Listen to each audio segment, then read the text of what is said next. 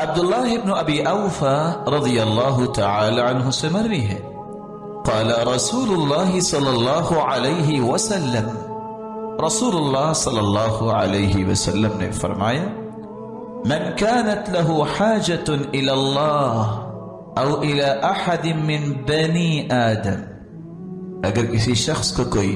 حاجت ہو اللہ کی طرف کہ میں نے آج اللہ سے یہ لینا ہے، مانگنا ہے، یہ ضرورت ہے میری،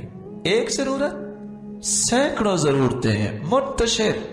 کسی کو بٹھا کے لسٹ بنوائے، لسٹیں ختم ہو جائیں گی، خواہشیں ختم نہیں ہوں گی۔ لیکن اگر سب کو پورا کروانا چاہو اللہ سے یا اللہ کے کسی بندے سے، فَلْيَتَوَضَّأْ، وضو کیجیے، فَلْيُحْسِنِ الْوُضُوءَ، وضو کو خوبصورت بنائیے، ثُمَّ لِيُصَلِّ رَكْعَتَيْن، پھر 2 رکعتیں پڑھیے،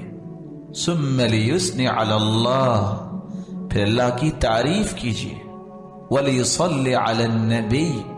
اور رسول اللہ صلی اللہ علیہ وسلم پر درود پڑھے، ثُمَّ لِيَقُلْ، پھر یہ کلمات کہے، لا الہ الا اللہ الحلیم الکریم، سبحان اللہ رب العرش العظیم، الحمد للہ رب العالمین، اسألک موجبات رحمتک وعزائم مغفرتک والغنیمة من كل بر والسلامة من كل إثم،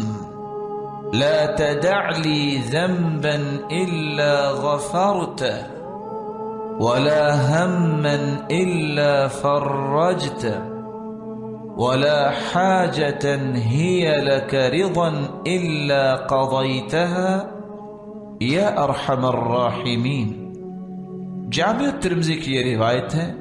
اور ابن ماجہ کی روایت کی الفاظ بھی ہیں، ثم يسأل من امر الدنيا والآخرة ما شاء